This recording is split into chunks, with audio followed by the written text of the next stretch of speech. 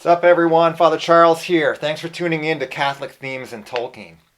Today I want to talk about what does it mean to say that the Lord of the Rings has a Catholic spirit or is sort of pervaded by a Catholic awareness. Is this true? Could it possibly be true?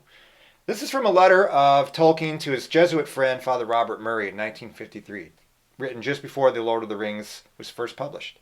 The Lord of the Rings is, of course, a fundamentally religious and Catholic work. Unconsciously so at first, but consciously in the revision. That is why I have not put in or have cut out practically all references to anything like religion, to cults or practices in the imaginary world, for the religious element is absorbed into the story and the symbolism.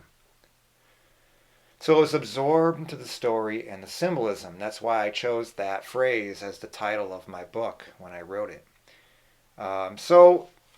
There's a lot of discussion about this. There's a book called The Ring and the Cross, edited by Paul Carey, which kind of is a collection of essays arguing the various points of view about just how religious and or Catholic and Christian Lord of the Rings is. Some really good stuff in there. But one of the points that's in there that's really important is there's two ways for something to be pagan. First of all, pre-Christian. Second of all, post-Christian. If it's pre-Christian paganism, like the kind you have in Middle Earth, you're dealing with people who have simply never received the message. The revelation has never been given. If you're talking about post-Christian paganism, then you're talking about a world like ours, where the Christian message has been heard, has been received, and has been rejected, has been found wanting, or at least has been tossed aside as something as a sort of a relic of the past that's no longer relevant. There's an element of hostility and a choice of the will to reject. So by situating Middle Earth in a pre-Christian world, Tolkien was able to kind of address sort of fundamental religious questions without sort of the trappings of religion, the baggage of religion. The minute you put religion into a story, immediately people are going to start thinking about the baggage that they have, maybe from an oppressive Christian upbringing. Perhaps they're going to think about their own doubts and feel bad. Maybe they're scientific-minded people who have a hard time reconciling the claims of science with the claims of religion. Anyway, all of the baggage that religion carries historically becomes a barrier to enjoying the story. And so Tolkien chose to situate Middle Earth and his adventures of the great sagas that he wrote within a pre-Christian, pre-modern world. So there's no explicit religion there. There's also no sex. There's also no technology per se. There's no money. And yet, Tolkien was able to deal with our relationship to technology, our relationship with material things, the deeper issues of the human heart, of which sex are a part, in a way that in some ways was even more beautiful and more effective and more powerful. And I think that's a similar thing going on with religion. Tolkien's decision to situate Middle Earth in a pre-Christian world, in a way, gave him freedom. It gave him freedom to disarm us, if you will. There's so many postmodern issues, postmodern awareness. Some have argued that The Lord of the Rings is a thoroughly postmodern work. In some ways, addressing postmodern issues more effectively than the so-called postmodern literature would. Think about like Saruman's military-industrial complex, or technology and the machine, environmental concerns, race relations, language and the power of language, historical baggage and the way that it divides peoples, alterity and our way of relating to the other, addiction and self-alienation. Just think about Gollum. The fragmenting and alienating effects of history, totalitarianism. These are all issues that are very close to us as postmodern people. And so Tolkien, many have argued, sort of took this thoroughly postmodern awareness, but he cloaked it in its ancient clothing and made it all the more disarming, all the more effective for us as we read the story. I want to talk about a few of Tolkien's letters and how they shed light on his self-understanding as a Catholic and Christian artist, as well as his understanding of his creative process. So both are from 1971, just a couple of years before he died. In the first one, the context is he was sitting in his office at Oxford, and an old man came by with a book of some old pictures of wizards and elves, etc. And he thought there was an uncanny resemblance between these pictures and some of the characters and happenings in Lord of the Rings. So the man asked if Tolkien had ever seen the book and if it had influenced his writing of the book. And Tolkien had to say, no, sorry, I've never seen him before. And then he writes this: I became aware that he was looking fixedly at me. Suddenly he said, "Of course you don't suppose, do you, that you wrote all that book yourself? Pure Gandalf." I was too well acquainted with Gandalf to expose myself rashly or to ask what he meant. I think I said, "No, I don't suppose so any longer." I have never since been able to suppose so. An alarming conclusion for an old philologist to draw concerning his private amusement, but not one that should puff up anyone who considers the imperfections of chosen instruments, and indeed what seems their lamentable unfitness for the purpose. You don't suppose you wrote all that book yourself, do you? No, I do not suppose so any longer. So this is tremendous humility here. Tolkien is talking about the imperfect instrument that God uses, his chosen instruments, and his unfitness for the purpose. And he even considers writing The Lord of the Rings, he calls it his private amusement. This is a deeply humble man.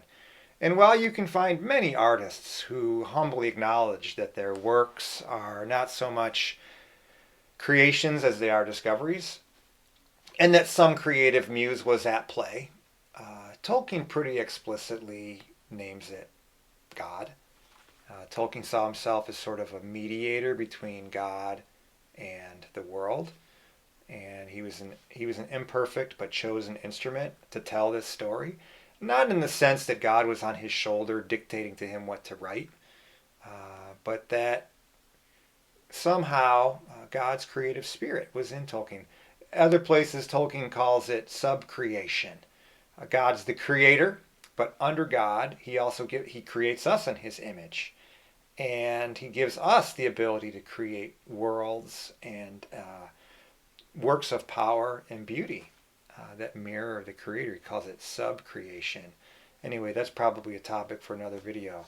But the next letter is probably my favorite. In this letter, Tolkien is responding to a man who has written to him, and he said, you know, there seems to be a sanity and a sanctity in The Lord of the Rings, which is in short supply in today's world. What's up with that? Where does that come from? Tolkien says this: you speak of a sanity and a sanctity in the LR, which is a power in itself. I was deeply moved. Nothing of the kind had ever been said to me before. But by a strange chance, just as I was beginning this letter, I had one from a man who classified himself as an unbeliever, or at best, a man of belatedly and dimly dawning religious feeling. But you, he said, create a world in which some sort of faith seems to be everywhere without a visible source, like light from an invisible lamp. I can only answer, of his own sanity no man can securely judge. If sanctity inhabits his work, or as a pervading light illumines it, then it does not come from him but through him, and neither of you would perceive it in these terms unless it was with you also. Light from an invisible lamp. I think that's my favorite image. Many people have had this experience. I had this experience. When I read it, it's just like there's a light, as this guy puts it, sanity, sanctity. There's something pure and lovely and beautiful and clean and wholesome in The Lord of the Rings, and you can't really point to its source, but you know it's there, like light from an invisible lamp. I love that image. I think it's a great image for what true Catholic creativity should look like. Notice that Tolkien doesn't say, oh, there's no light in my book, just little old me, I could never write something that good. Sanity and sanctity, come on, man, it's just a novel. No, Tolkien acknowledges that maybe it is there, but he says it doesn't come from me, it comes through me. When I was teaching this class to high school kids, many of them were aspiring artists, musicians, authors, etc. Tremendous creativity there. And I would tell them, don't be afraid to let your Catholic faith influence your creativity. Because in today's world, religion in general, and the Catholic faith in particular, is not exactly seen as a source of creativity. In fact, it's often seen as a limiting factor. Why would you allow sort of a dogmatic religion to limit you or hinder you or impose parameters on your creative process? Why would you allow yourself to be held back by such restrictions? Especially something so benighted and sort of disproven as the Catholic faith with all of its historical baggage, etc. And Tolkien is living proof, you know, in almost all of the readers' polls of the English language for the novel of the century, Lord of the Rings was at or near the top. And people were not voting for him because he was Catholic. But I would argue that the book was so great, not in spite of the fact that it was Catholic, but because of the fact that Tolkien allowed his faith to fuel his creativity, albeit absorbed into the story, particularly through the spirit and the symbolism. So I think there's a lot we could learn as would-be artists. Maybe a new generation of Catholic artists can learn from Tolkien as far as how to do it.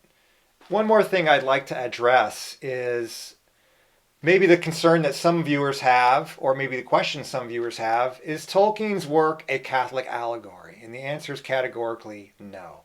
Tolkien talks about allegory and applicability. He loves applicability, not such a fan of allegory. This is what he writes in the foreword to the second edition of The Lord of the Rings. I cordially dislike allegory in all its manifestations, and I always have done so since I grew old and wary enough to detect its presence. I much prefer history, true or feigned, with its varied applicability to the thought and experience of the readers. I think that many confuse applicability with allegory, but the one resides in the freedom of the reader and the other in the purpose domination of the author. So Tolkien wanted to respect the freedom of his reader. And so that's why he talked about feigned or true history. Lord of the Rings is presented as this work of ancient history. Middle Earth is not some other Earth. It's our Earth a very long time ago. And it's not as if this stands for this and this stands for this. Tolkien actually was quite critical of his good friend C.S. Lewis. It's kind of funny. C.S. Lewis loved Lord of the Rings and was a huge fan. And then when he showed Tolkien his Narnia series, Tolkien was like, I think it's too allegorical. But anyway, be that as it may, Narnia is wonderful. Just a little bit of a different approach. But I'm telling you this as sort of letting you know that I'm down with the whole no allegory, yes to applicability. Because there are a lot of people who think that that's what Catholic art is, and nobody likes propaganda. Propaganda is bad art, and it doesn't matter what type of agenda you're promoting. Even pious Catholic propaganda, it might be very, very well intentioned, but usually it's not good art.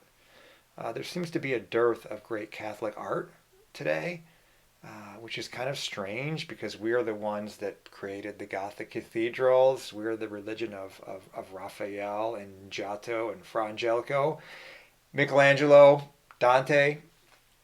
But at any rate, a lot of the Catholic stuff today, we just live in a very fractured world, and I think it's people compartmentalize their faith, and it's harder for them to allow it to organically and naturally and subtly influence their faith the way Tolkien did. I think Tolkien can be a great model in that regard. So that's it for today. Stay tuned for another episode where we begin diving into the themes. Thanks for watching. Father Charles out.